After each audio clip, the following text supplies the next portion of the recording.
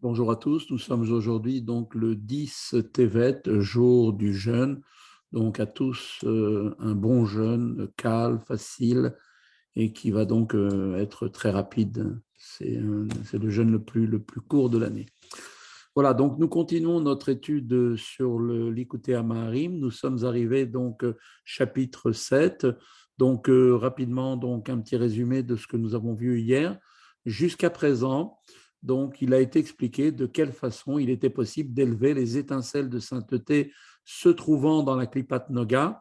À présent, donc l'Admor Hazaken nous a expliqué ce qui se produit lorsque la vitalité de la Klipat Noga n'est pas utilisée pour le service de Dieu, mais à des simples fins personnelles pour faire en sorte d'obtenir, d'aller vers nos passions et autres.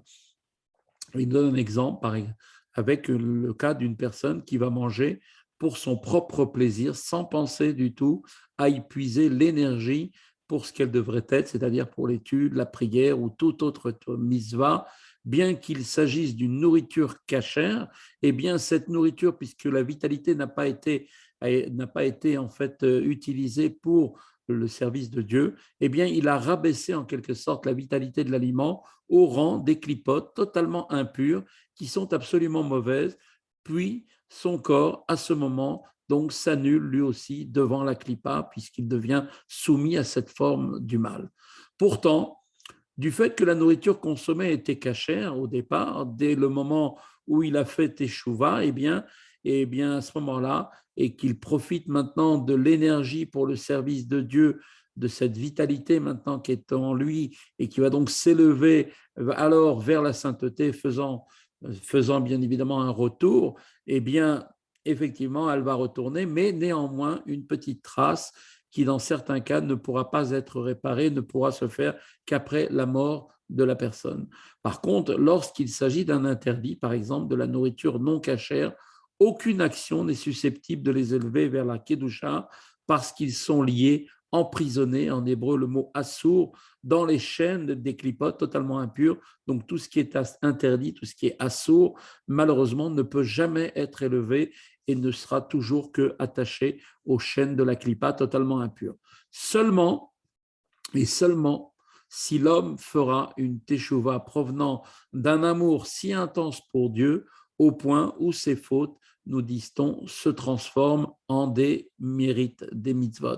À ce moment-là, la vitalité des interdits va donc se détacher des clipotes et pourra s'élever, ou alors à ce moment-là, si ce n'est pas possible par son propre effort, eh bien, quand le Mashiach viendra et que le mal sera donc aboli du monde et que le monde retrouvera donc sa pleine et totale plénitude.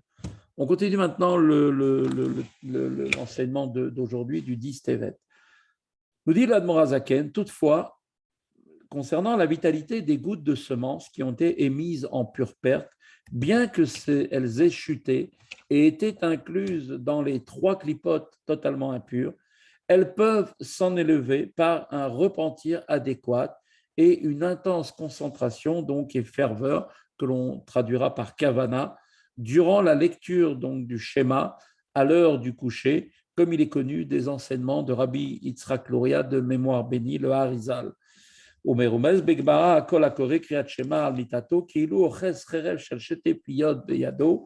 cela est en fait en allusion marquée, rapportée dans le Talmud, comme cela est rapporté dans le Talmud Brachot, Daf 5, Amoud Aleph.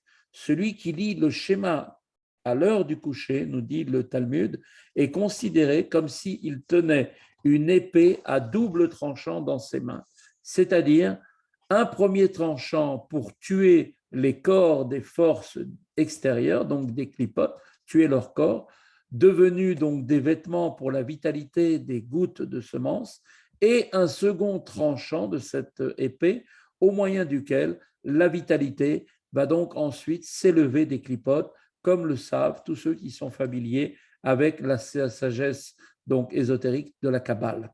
Et c'est pour cette raison que la faute de l'émission de semences en pure perte n'est pas mentionnée dans la Torah dans le cadre de ce que l'on appelle les unions interdites, bien qu'elle soit d'un certain point de vue beaucoup plus grave que celle-ci et que sa faute soit plus grande pour ce qui est de l'énormité, de la profusion, de l'impureté et des clipotes qu'elles engendrent et multiplient à l'extrême par l'émission de semences en pure perte, plus que par les unions interdites. En d'autres termes, d'un point de vue quantitatif, cette faute est plus grave que même les unions interdites. Rak, bebiyot asurot, mosif, koa, vechavut, beklipat, mea biyoter.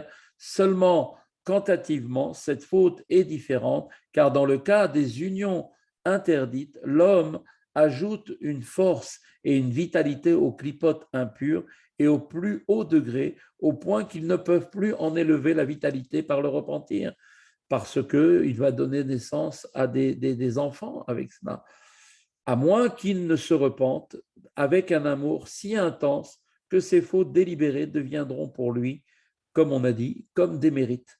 Parce que la faute d'émission de semences en pure perte peut être corrigée par le repentir par amour, la Torah ne mentionne pas cette faute parmi les unions interdites. Il suffit donc, pour élever la vitalité ayant chuté dans les clipotes, d'opérer un repentir adéquat avec ferveur et ardeur pendant la lecture du schéma à l'heure du coucher.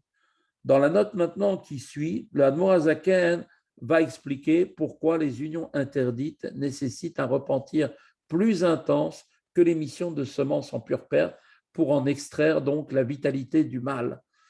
Aga, la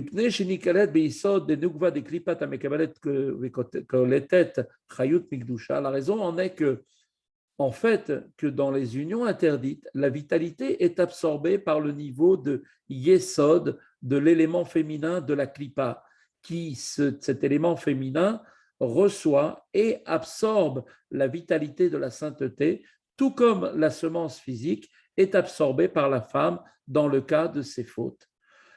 Mash Engen, ce qui est au contraire à l'émission de semences en pure perte, pour laquelle il n'y a pas d'élément féminin concrètement matérialisé donc de cette klipa. Et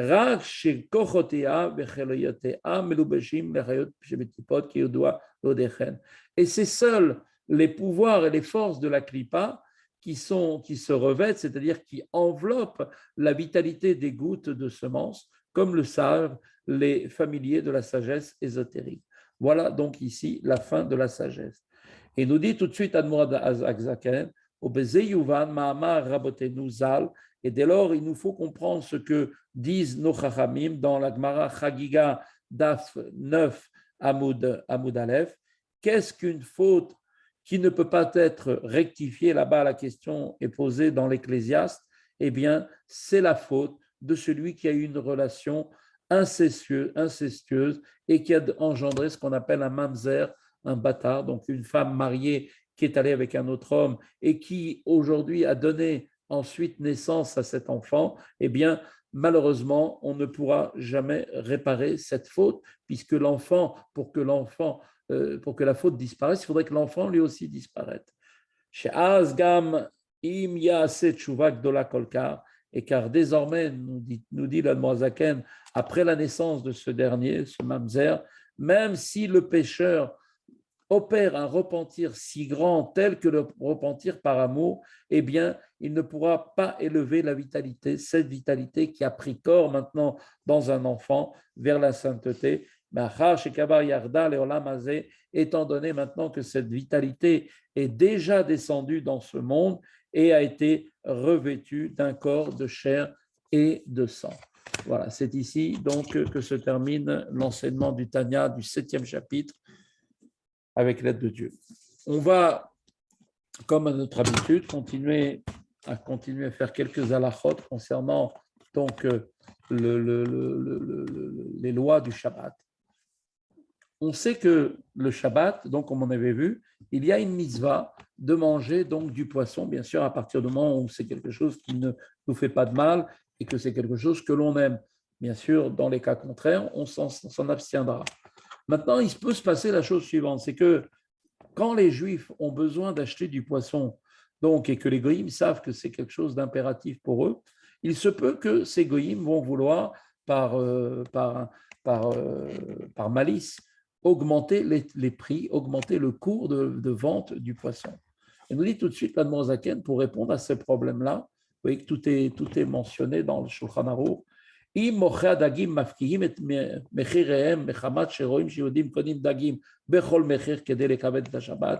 les non-juifs vont effectivement augmenter le prix de manière assez importante du cours des poissons, de ce que coûte le prix du poisson, parce qu'ils savent très bien, ils voient que les Juifs sont prêts à acheter des poissons, quel que soit le prix qu'on leur propose, pour uniquement sanctifier et honorer le jour du Shabbat. ראוי ונכון שראשי הקהל יגזרו גזירה שאין רשות לשום אדם לקנות דגים עד שיורידו המחירים.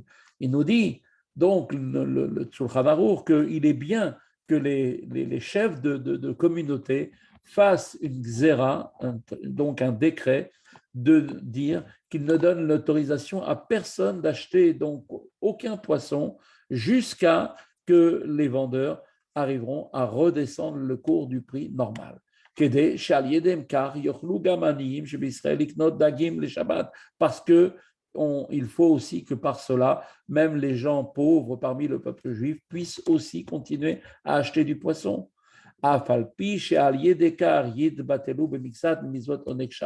Et même si cela aura pour conséquence de diminuer un petit peu du plaisir qui doit être pris pour le jour du Shabbat, malgré tout,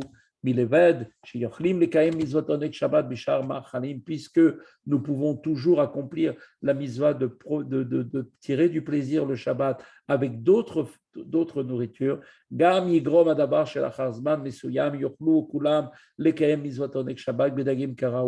Et donc, en faisant cela, cela va entraîner qu'après un certain temps, eh bien, tout le monde pourra à nouveau acheter du poisson pour faire le Oneg Shabbat, le plaisir du Shabbat, avec du poisson comme il se doit.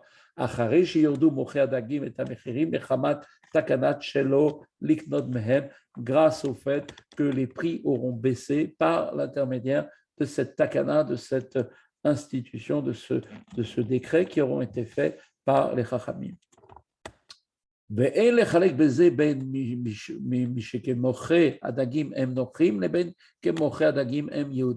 attention, bien évidemment, de ne pas faire de distinguo entre le fait que les vendeurs soient des vendeurs qui soient des non-juifs ou qu'ils soient des vendeurs juifs. Même si ce sont des juifs, si les juifs exagèrent et font des prix qui sont inconsidérables, à ce moment-là, il est tout à fait juste, là encore, et tout à fait comme il se doit, de faire ces décrets pour ne pas acheter de chez eux. Et dans tout endroit où les Chachamim auront donc instauré donc, ces décrets d'interdiction d'acheter donc le poisson dans les endroits où les prix sont trop exagérés, Asur liknot dagim afilu im sholear goy liknot lo, il sera interdit à tout juif d'acheter du poisson, quand bien même il aurait envoyé un non-juif pour lui acheter ce poisson. Et qu'en envoyant ce non-juif, le goy ne saura jamais qu'il a vendu à un juif. Mais si maintenant le poissonnier va donner des poissons gratuitement, alors là, il sera tout à fait permis de les manger Shabbat. Et là, à moins que les Chachamim aient mis aussi et pris la précaution de mettre aussi cette condition de ne jamais accepter, d'interdire d'accepter de recevoir du poisson gratuitement. Alors, juste une petite halakha intéressante. Vous savez que Shabbat, on avait dit que tout homme doit faire le maximum pour dépenser et que s'il n'a pas les moyens tout de suite, il n'a peut-être pas d'argent liquide, alors il pourra prendre donc des prêts, faire un prêt à aller chercher de l'argent pour pouvoir donc accomplir la mitzvah d'acheter pour Shabbat. On dit tout de suite, qu'en est-il maintenant d'emprunter avec maintenant un emprunt avec un intérêt? C'est que l'intérêt est interdit. Alors on dit mutar les lavot beribit des rabanan et sor seudat Shabbat ou mitzvot onek Shabbat. Il sera permis d'emprunter donc de l'argent à un autre juif avec ce qu'on appelle un ribit des rabanan pour les besoins de la Seuda du Shabbat, mitzvot de Onek Shabbat. Mipne shbebakom mitzvah logazru chachamim, parce que les chachamim ont instauré l'interdiction donc de mettre en place un prêt avec une interdiction uniquement des Rabbanan, mais de la Torah Minatora, ce serait permis de le faire. Seulement, là, ici, les Chachamim ne vont pas aller mettre leur interdiction à ce point-là quand il s'agit d'accomplir une mitzvah. La takana des Chachamim, donc, ça est en fait va tomber. À plus forte raison quand il nous est permis d'emprunter d'un non-juif avec un intérêt. Lilavot me Israël beribit beofen she'en bo isur ribit klal, et en faisant donc à ce moment-là pour prêter cet argent-là à un autre juif sans qu'il n'y ait de forme de ribit, puisque moi j'emprunte de l'argent chez un goy avec donc intérêt. Et donc, moi, je vais prêter maintenant cet argent-là, sur lequel je ne gagne absolument rien, à un autre juif, mais il y a l'intérêt que le goy va prendre. Là, midera banane, ce serait interdit de faire comme ça, mais là, dans ce cas-là, puisque c'est une mitzvah et que moi, véritablement, je n'ai rien comme intérêt si ce n'est que de rendre service, eh bien là, on pourra permettre. Mais emprunter faire un véritable ribit, c'est-à-dire un intérêt de la Torah pour le besoin de la Seudat Shabbat, même si c'est une mitzvah, il n'y a pas du tout la possibilité, il sera interdit de le faire. On parle donc d'un ribit, par exemple, un juif va prêter de l'argent avec intérêt à un autre juif, là c'est véritablement totalement interdit. Voilà, je souhaite à tout le monde donc un bon jeûne encore une fois, et je vous dis donc à demain si Dieu veut.